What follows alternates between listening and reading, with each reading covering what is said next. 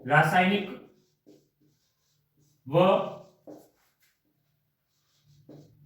भौतिक परिवर्तन।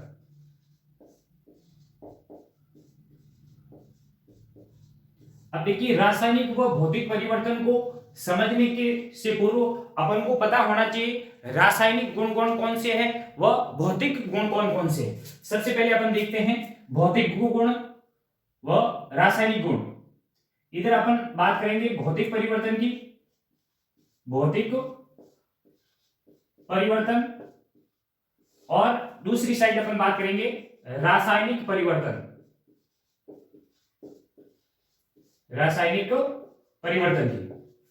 अब देखिए, भौतिक परिवर्तन में अपन बात करें तो वह परिवर्तन जिसके अंदर भौतिक गुणों के अंदर यदि परिवर्तन हो तो उसे अपन कहेंगे भौतिक परिवर्तन। भौतिक गुण कौन कौन से, यानी इसमें, यानी जो भौतिक परिवर्तन है उसमें भौतिक गुणों में परिवर्तन होता है, भौतिक गुणों में परिवर्तन होता है। अब देखिए, भौतिक गुण कौन कौन से, जैसे आकार, यदि किसी के आकार में परिवर्तन हो रहा है तो उसके अंदर भौतिक परिवर्तन हो रहा है। आकार, आयतन, यदि किसी के आयतन में अपन परिवर्तन कर रहे हैं तो वो भी क्या है, भौतिक परिवर्तन है। आमाप यानी साइज, साइज के अंदर भी अपन परिवर्तन कर रहे हैं तो वह भी एक भौतिक परिवर्तन है। और अवस्था, यदि किसी के अवस्था में परिवर्तन हो रहा है या रंग में परिवर्तन हो रहा है, उन सभी को अपन किसके अंदर कंसीडर करेंगे, भौतिक गुणों के अंदर कंसीडर करेंगे। यानी वे परिवर्तन जिसके अंदर भौतिक गुणों में परिवर्तन हो उसे अपन भौतिक परिवर्तन कहते हैं। अब देखिए, इसका एक उदाहरण की अपन बात करें, जैसे जल से बर्फ का निर्माण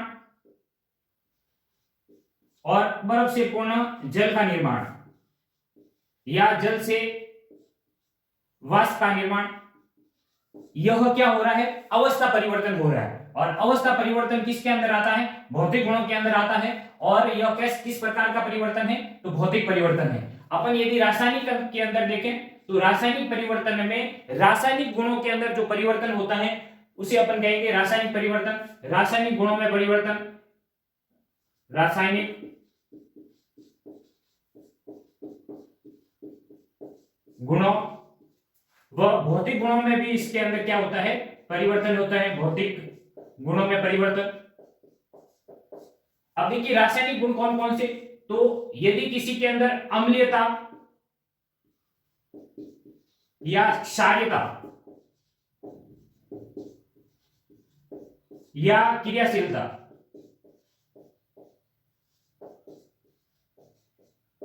ये सभी किस प्रकार के गुण है, रासायनिक गुण है। यदि इनके अंदर परिवर्तन होता है तो अपन कहेंगे उसमें रासायनिक परिवर्तन हो रहा है।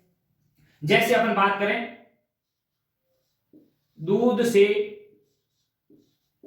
दही का निर्माण, यानी दूध से यदि दही का निर्माण हो रहा है तो इसके अंदर क्या होता है, रासायनिक गुणों के अंदर परिवर्तन होता है और एक नया पदार्थ का निर्माण होता है। हमेशा ध्यान रखिए, जो भौतिक परिवर्तन है उसके अंदर कोई परिवर्तन होता है तो नए पदार्थ का निर्माण नहीं होता है, इसमें नए पदार्थ का निर्माण नहीं होगा, इसमें नए पदार्थ का निर्माण नहीं होता है, इसमें नए पदार्थ का निर्माण नहीं होता है। जबकि अपन देखते हैं कि रासायनिक परिवर्तन के अंदर एक से अधिक नए पदार्थ का निर्माण हो सकता है, इसमें नए पदार्थ का निर्माण होता है, निर्माण होता है। यानी जो रासायनिक परिवर्तन है उसके अंदर नए पदार्थ का निर्माण होगा। जैसे दूध से दही बना है तो ये क्या बना है, नया पदार्थ का निर्माण हुआ है। फिर अपन बात करें तो जो भौतिक परिवर्तन है वह एक अस्थायी परिवर्तन है। अस्थायी परिवर्तन क्यों है, यदि जो परिवर्तन का कारण है उसे अपन हटा ले तो वह पुनः उसी अवस्था में आ जाता है या वही अवस्था अपन को प्राप्त हो जाती है। यह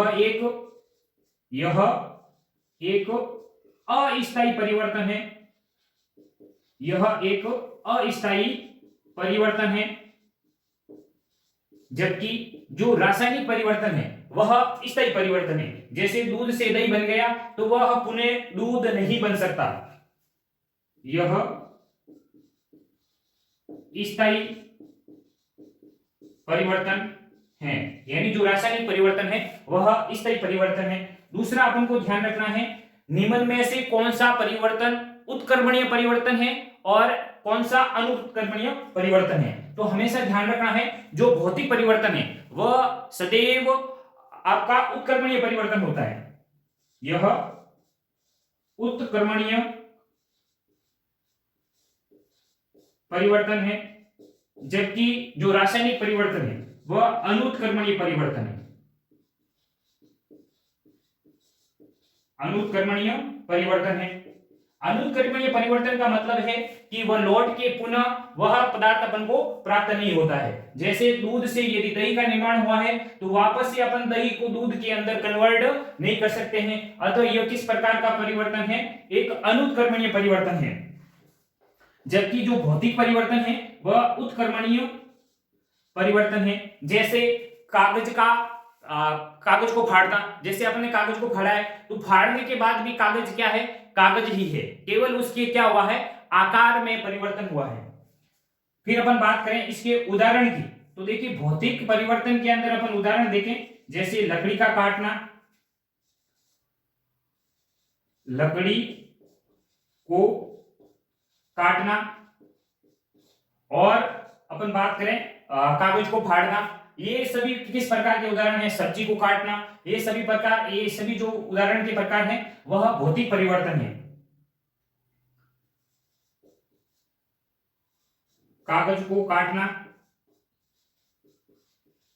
यह किस प्रकार का परिवर्तन है, तो ये भौतिक परिवर्तन है। जबकि अपन बात करें रासायनिक परिवर्तन की, तो रासायनिक परिवर्तन के अंदर अपन ने देखा है दूध से क्या दही का बनना, और जो किण्वन की क्रिया होती है, यानी जो किण्वन की क्रिया होती है वह भी किस प्रकार का परिवर्तन है, तो वह एक रासायनिक परिवर्तन है। किसी के अंदर यदि किण्वन की क्रिया हो रही है तो उसके अंदर रासायनिक परिवर्तन हो रहा है। और अपन बात करें प्रकाश संश्लेषण की, प्रकाश संश्लेषण, उसमें भी यानी प्रकाश संश्लेषण में भी किस प्रकार का परिवर्तन होता है, तो उसमें भी रासायनिक परिवर्तन होता है। फिर अपन बात करें जो श्वसन है, श्वसन में भी किस प्रकार का परिवर्तन होता है, तो श्वसन में भी रासायनिक परिवर्तन होता है। फिर अपन बात करें जो धातु का संसारण होता है, धातु का संसारण, जैसे लोहे पर जंग का लगना, धातु संसारण की अपन बात करें, जैसे लोहे पर जंग लगना, यानी जो लोहे पर जंग लगता है वह भी किस प्रकार का परिवर्तन है, एक रासायनिक परिवर्तन है। लोहा व जंग दोनों अलग अलग पदार्थ हैं, और ये आयरन ऑक्साइड यानी जो जंग है वो आयरन ऑक्साइड होता है। फिर अपन बात करें जैसे जो चांदी है, चांदी का काला होना, यह भी एक किसका उदाहरण है, धातु संसारण का उदाहरण है, चांदी का काला होना। और अपन बात करें तांबे का, तांबे पर हरी पपड़ी का जमना, तांबे पर हरी पपड़ी का जमना, ये सभी जो परिवर्तन है वह रासायनिक परिवर्तन के अंतर्गत आते हैं। इसके अलावा जो उदाहरण है वो अपन एक बार पुनः देख लेते हैं, फिर अपन नेक्स्ट जो उदाहरण है उन पर बात करेंगे। भौतिक परिवर्तन, भौतिक परिवर्तन होता है भौतिक गुणों में यदि परिवर्तन हो रहा है तो उसे अपन भौतिक परिवर्तन कहते हैं। भौतिक गुण कौन कौन से, तो आकार, आयतन, आमाप, अवस्था, रंग में यदि परिवर्तन होता है तो उसे अपन कहते हैं भौतिक परिवर्तन। जैसे अपन अवस्था परिवर्तन की बात करें, जल से बर्फ का बनना, बर्फ से पुनः जल का बनना, या जो वाष्प का बनना, ये सभी जो परिवर्तन है ये अवस्था परिवर्तन है। और अवस्था परिवर्तन को अपन किसके अंदर कंसीडर करते हैं, तो ये भौतिक परिवर्तन के अंदर अपन इसको देखते हैं। और इसमें यानी भौतिक परिवर्तन में कोई भी नया पदार्थ का निर्माण नहीं होता है।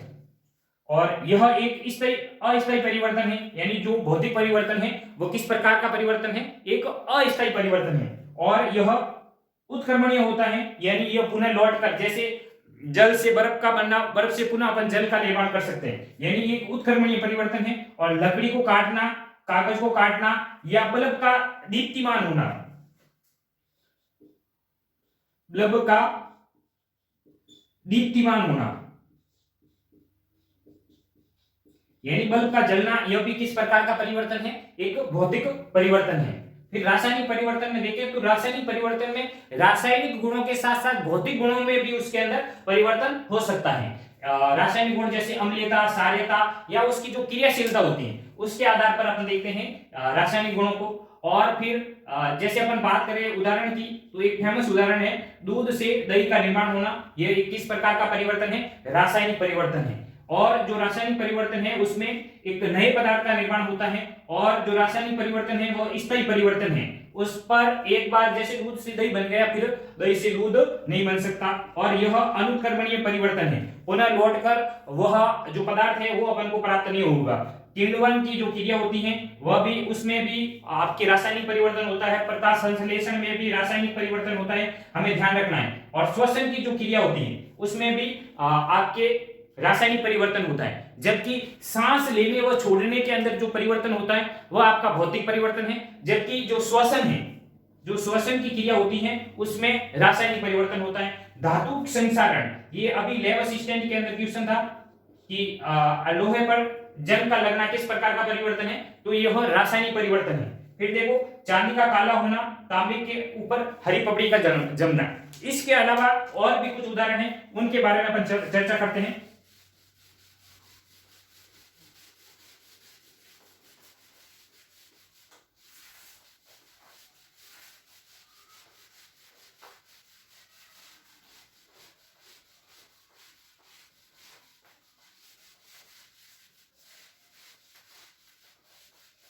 अब देखिए रासायनिक परिवर्तन के अंदर कुछ और उदाहरण हैं, जैसे जो पटाखे होते हैं उनके अंदर जो विस्फोट होता है, पटाखों में विस्फोट, वह भी रासायनिक परिवर्तन के कारण होता है।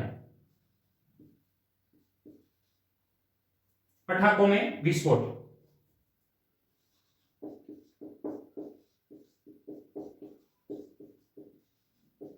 और जो विकिरण उत्पन्न होते हैं, विकिरण का उत्पन्न होना या अवशोषित होना, वह भी रासायनिक परिवर्तन है। विकिरण का उत्पन्न होना व अवशोषण,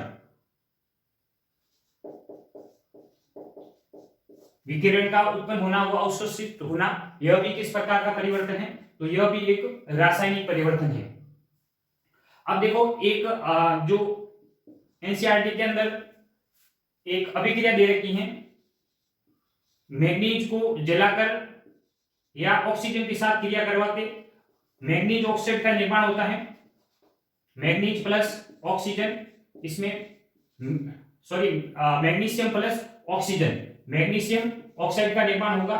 और फिर इसको जल के साथ अभिक्रिया करवाते हैं अपन H2O के साथ, तो मैग्नीशियम हाइड्रोक्साइड का निर्माण होता है, मैग्नीशियम हाइड्रोक्साइड।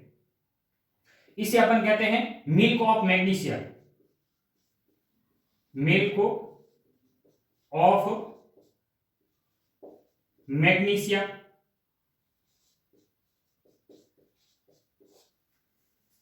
ये एक सारे पदार्थ होता है, इसको पेट की जो अम्लता को दूर करने के लिए या अपाचन को दूर करने के लिए इसका उपयोग करते हैं। एक तो आपको ये अभिक्रिया ध्यान रखनी है। दूसरा, जो लोहे पर जंग लगता है वह हमेशा देखो, एक तो लोहा होना चाहिए, और दूसरा ऑक्सीजन की उपस्थिति होनी चाहिए, और तीसरा जल होना चाहिए, तभी जाकर के आयरन ऑक्साइड का निर्माण होता है।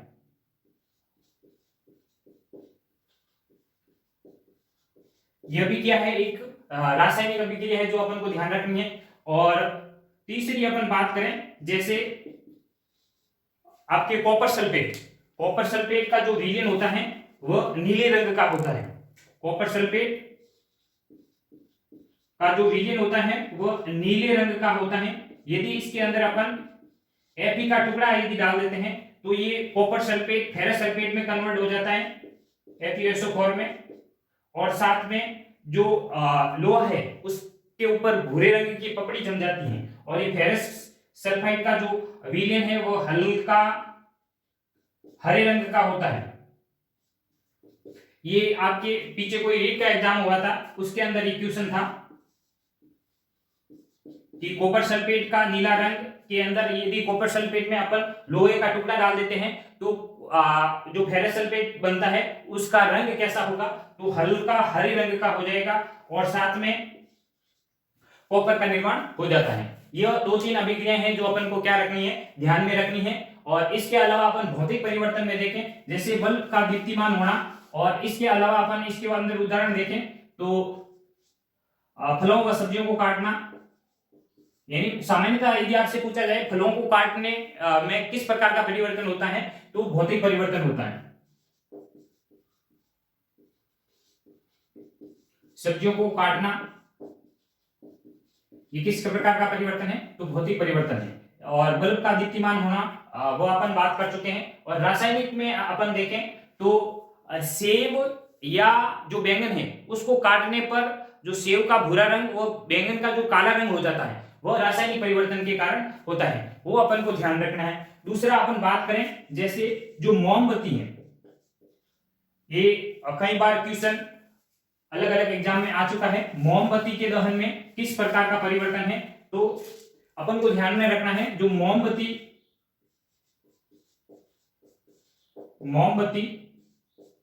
के अंदर जो मोमबत्ती के दहन में किस प्रकार का परिवर्तन होता है, तो अपन को ध्यान रखना है कि मोमबत्ती के दहन के अंदर एक तो रासायनिक परिवर्तन होता है, रासायनिक व भौतिक दोनों परिवर्तन होते हैं। भौतिक परिवर्तन क्यों होता है, क्योंकि जब भी अपन मोमबत्ती को जलाते हैं तो मोमबत्ती जो ठोस है वह पहले द्रव के अंदर कन्वर्ट होगी, और उसके बाद जो मोम है वह जलता है। यानी जलने के अंदर तो क्या होगा, दहन में तो रासायनिक परिवर्तन होगा, लेकिन उससे पहले क्या होता है, मोम जो ठोस है वह द्रव में बदलता है, इसके कारण इसमें भौतिक परिवर्तन भी होता है। ये आप ध्यान रखोगे। ये अपना जो भौतिक व रासायनिक परिवर्तन है वो चैप्टर यहाँ समाप्त होता है, और जो क्वेश्चन मैंने पूछे थे उनका आप जवाब दीजिएगा, और नेक्स्ट वीडियो में अपन इसका जो डिटेल सॉल्यूशन है और जो बंदा सही आंसर देगा उसका भी अपन जिक्र नेक्स्ट वीडियो में करेंगे। जय हिंद, जय भारत।